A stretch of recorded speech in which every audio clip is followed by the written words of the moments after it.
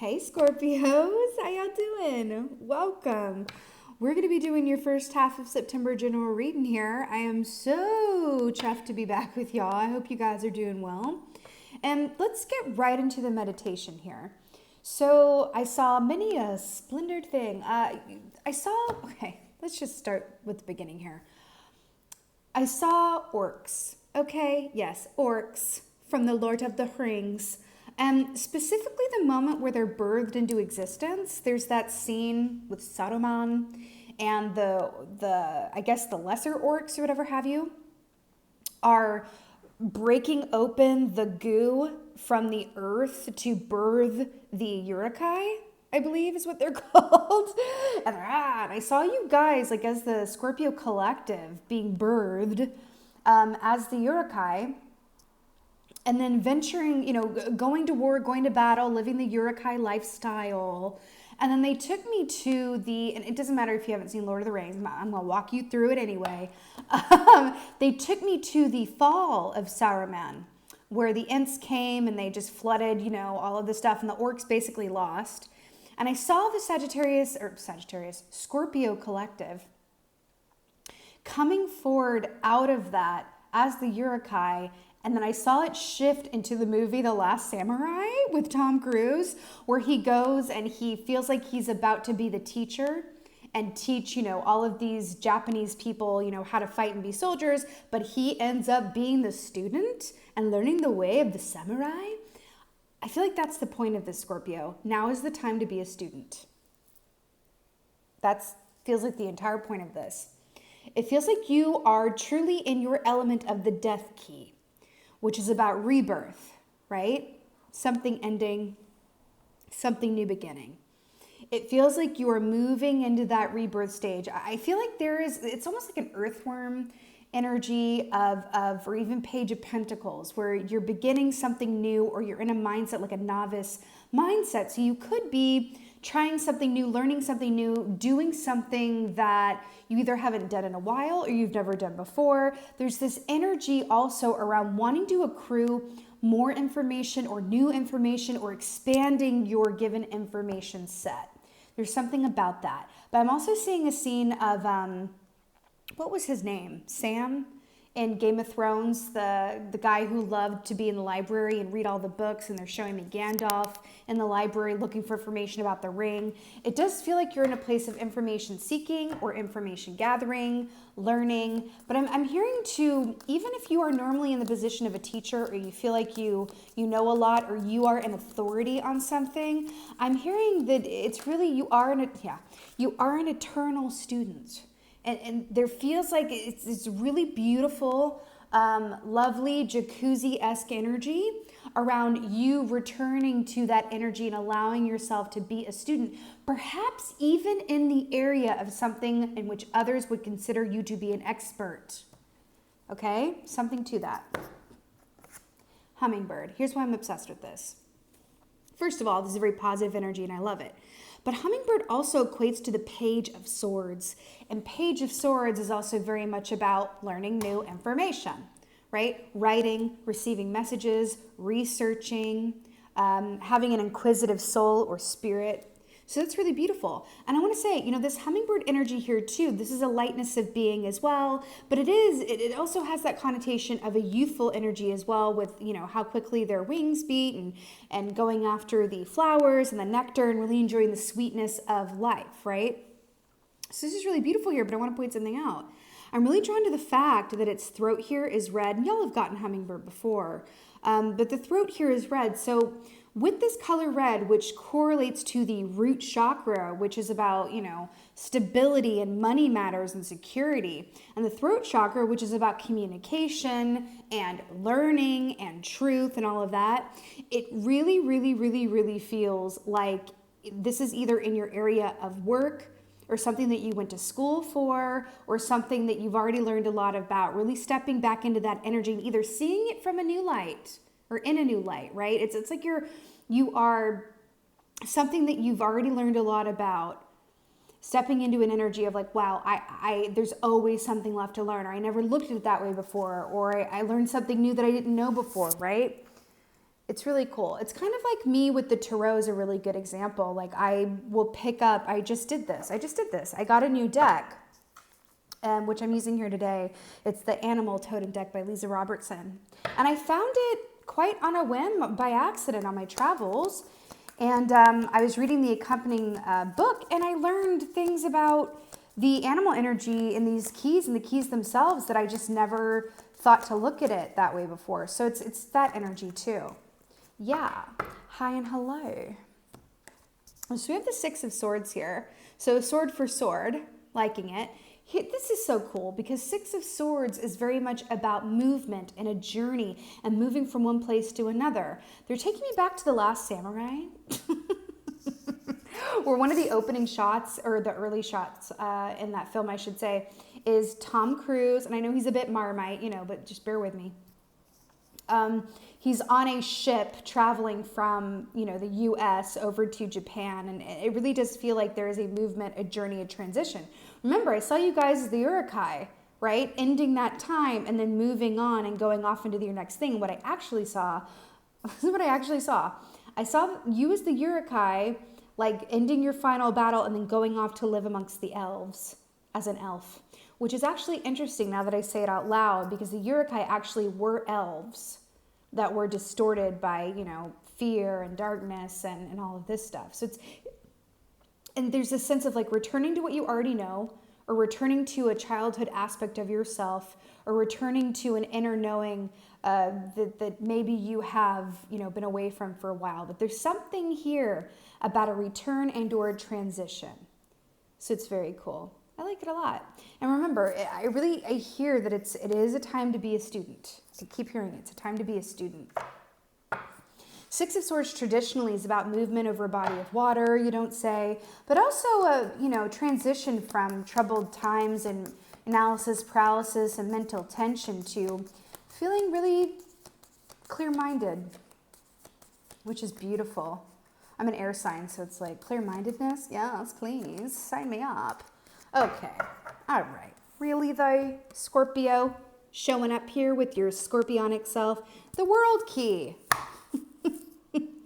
Beauteous. Listen, this is a point of recognition, celebration. This is graduation, diploma with the laurel wreath here. You know, it's why they call them laureates when they are, you know, rewarded for and given accolades for what they particularly are really good at, right? So there's a recognition point here, but I want to point something out. There is this ongoing theme here about the ending of something and the beginning of something else. This is the last key of the major arcana. And what comes after this, the cycle repeats, and it's the Fool key, which is the beginning and the novice energy of the journey. Remember when I said it felt like you were in between the two and it's a time to be a student? You may have learned, right, as much as you're meant to learn or can learn about something at the given moment, and then you're being asked to step, you know, complete the cycle, move into the Fool's energy, and either approach a relationship, your work, anything in your given circumstances with the eyes and energy of a novice or a student. Something about that. Love it. There's all this light energy, and it feels like there's a lot of like recognition and going, yeah, like I letting that played out and I finished it. Now I'm moving on to something else, or I'm revisiting something that I thought I knew a lot about, and now I'm seeing with fresh eyes. I keep hearing it, fresh eyes, fresh eyes, fresh eyes. For some of you guys, this is a relationship. I feel like some of you guys are gonna either be appreciating your partner in a newfound way or really falling in love with them all over again. Also, that could absolutely be about yourself and your relationship with yourself.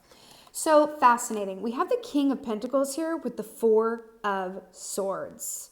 Really, really fascinating.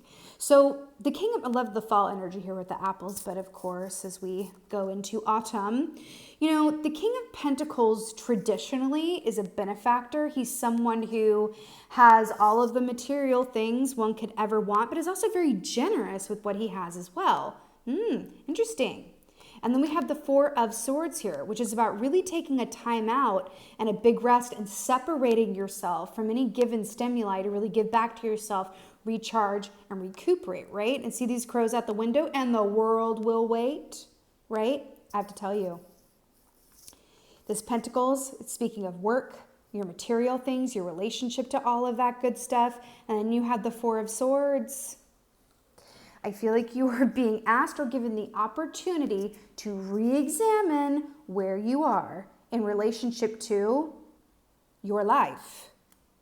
It feels that big. It does. It feels that big. Because I'm going back to the hummingbird with the Page of Swords energy as well. It feels like you're being asked to really look at yourself, your circumstances, your relationship to money, where you live, how you live, with whom you live, what you know, what you think you know, your history, what you think you know about your history, all of that. You're being asked to be, I'm seeing Hamlet, right? With the never-ending soliloquies of it all. That's what it feels like. That's what you're being asked to do right now. Allow yourself to be in that energy of the student and the inquisitor. Be in a position of the inquisitor. It feels important. 6 of Swords. Yes. The Emperor. Well, isn't this just lovely? So the Emperor is absolutely beautiful here, but let's talk about the Emperor traditionally, right? Is that father energy. He's the boss energy. He's the protector, right? But I want to talk about the gorilla, actually. The gorilla, and this is why I think it's so brilliant, this deck. I highly recommend it. But also why the gorilla is used to represent the Emperor in this context. It's hard wearing the crown. It's hard being at the top. There's a certain weight of responsibility here inherent within the Emperor key and also within the gorilla. I want to point something out. Do you see how this gorilla is completely on his own, right? He has a big family. He has a lot of people or gorilla people that depend on him, right? Who need his protection, who rely on him to live and live safely and well within his kingdom, right? But he understands and recognizes that in order to be there for them and be the gorilla king that his family and people need him to be, he's got to take these moments on his own to what? Assess, right? See how he's an elevated point? See things clearly. Take an accurate yet dispassionate assessment of what's going on and where things could lead on the current path.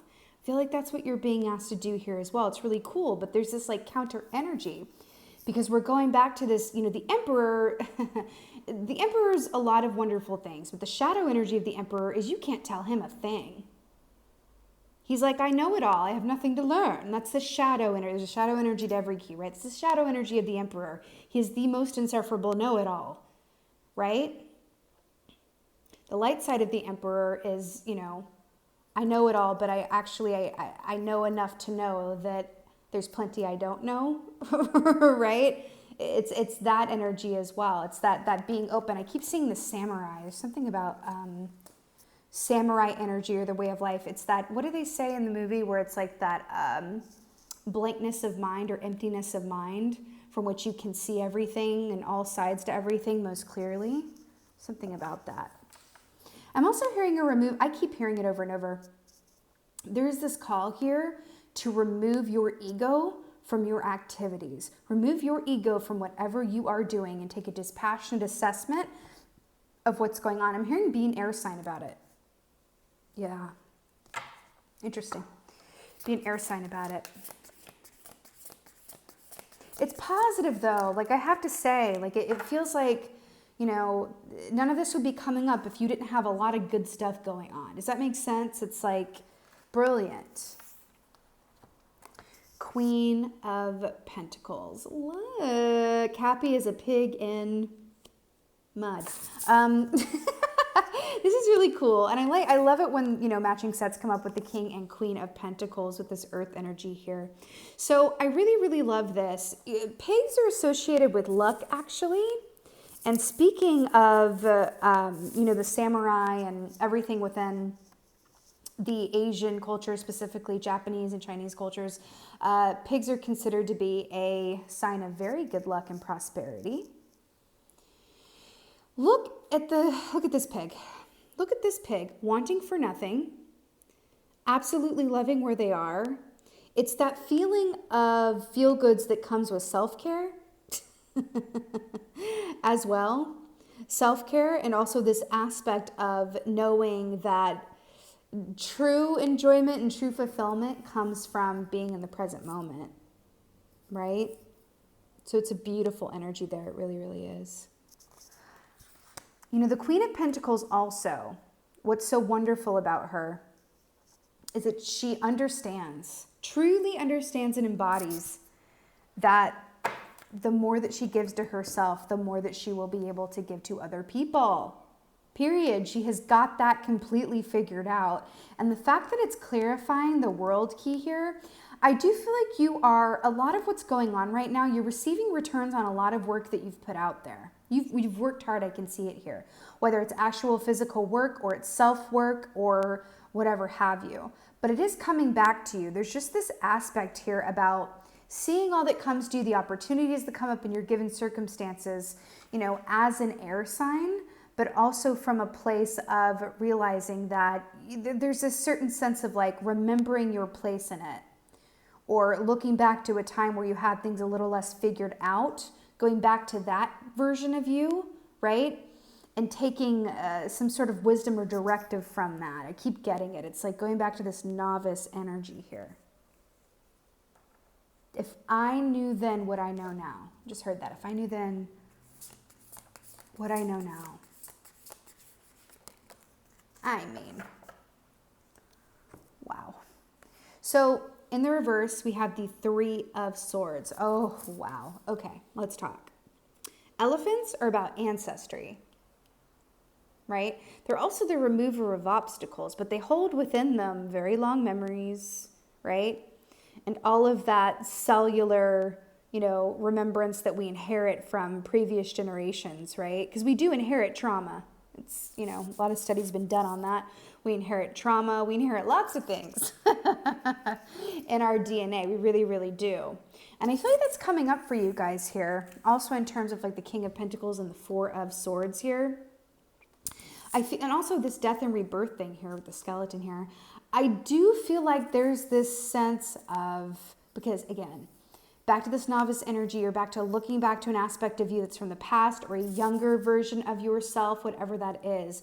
I do feel like there's this energy around either mourning the child that you were, mourning or you know, giving reverence to where you've come from in terms of your family background, the pain that you've experienced within a family structure. I say that because of the Emperor here, and then with the elephant. So you have gorilla and elephant, which both in terms of animal energy represent family and ancestry.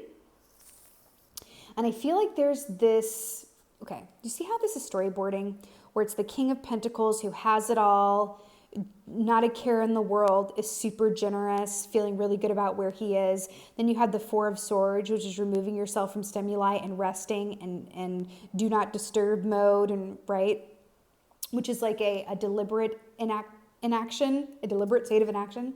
And then you have the Three of Swords here, which is about mourning and heartache, and 3, which is a number of extremes as well, right? So you have the 3 to the 4 to the King of Pentacles. I feel like there is a group of you that is, I want to say at long last, healing some of which are inherited deep family wounds. I also feel like some of you are realizing or learning things about your history, your family history, you know, things along that vein as well, which would also make sense with the Page of Swords. I feel like someone's also actually looking into their ancestry or doing those DNA, you know, Ancestry.com or 23andMe, I feel like, for a group of you guys, and learning something new in that way. Maybe even a new relative coming forward, something in that vein. But bigger picture, I feel like you guys are really looking dispassionately, but I mean that in a good way, dispassionately looking at who and where you've come from, right? And going, okay, I'm looking at what I inherited in terms of belief systems, in terms of trauma, in terms of my relationship to love, money, health, and I'm going, okay, I see you now. I see what I've inherited. I also see what's mine. I see what I need and what I don't need. I'm leaving this in the past. I'm letting it die. I'm mourning that I carried that around for so long, right? I'm going to heal it. I'm going to come out the other side completely free of any blocks, especially around money. Blocks, but also King of Pentacles is a family man too. So also blocks around money, children, inheritance. Pretty significant stuff, Scorpio, I must say. Rather significant. But I am drawn to the fact that you have two major arcanas here. Two major arcanas. And they are the Emperor and the World. Quite significant. You remember, major arcanas denote, destined events, being in a place where, you're meant to be here. This is a soul marker in the road for you. And that's being in a position of power, authority, and leadership. And also at a completion point where you're ending one cycle and entering into a new one. The question is, in this new cycle, what gets to come along with you? What do you want to roll over into your next chapter? And what is not serving you? Maybe what is not been serving you for quite some time. I'm really letting that go. It feels like there's a rearrangement that's happened and is happening. And it's a beautiful thing. It definitely is. I'm not seeing that it's not going to be completely easy or completely difficult. It's going to be both. You know what I mean? It's going to be both. I love this so much. Music, harmony. This is really, really beautiful. So, there is this sense here of, with harmony, right? We can look at this in terms of, I'm getting the word balance. So, okay, they're bringing me back to something.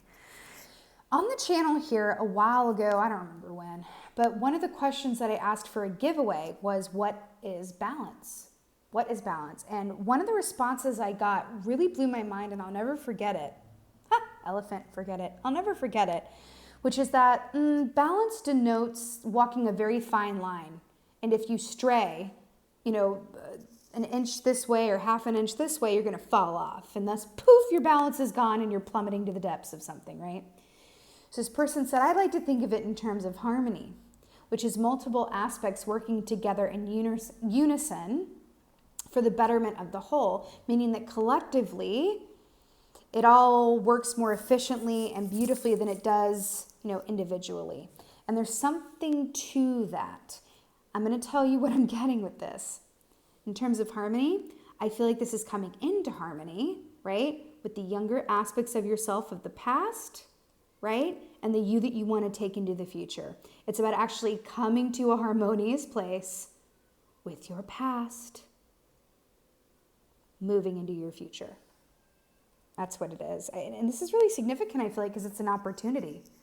Remember, nothing happens without you. You are your choices, right? But there is an opportunity here, especially with the world, to really examine your relationship to everything. Love, money, family, work. And go, okay, I'm going to look back to that time and go, I'm going to carry this over, or I'm going to leave this behind.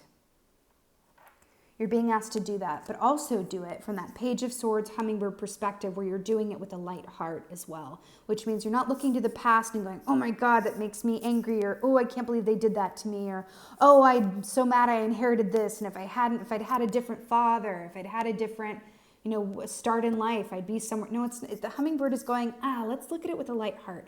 Let's look at it with the wisdom that I wouldn't change anything about where I've been or where I've come from, because I truly love where I am right now. Right? So do this with a light heart as well. That's what I'm hearing. You'll be a lot more productive around it. A light heart, taking a dispassionate assessment. That's what it is, Scorpio. Whoa. All right. This was your first half of September general reading. I so hope it has helped and resonated with you. If so, please let me know in the comments below. I just love reading through your comments. Let me know what y'all been up to. And with that being said, just thank you so much for being here. And as always, thank you for being you. And be well. Until next time.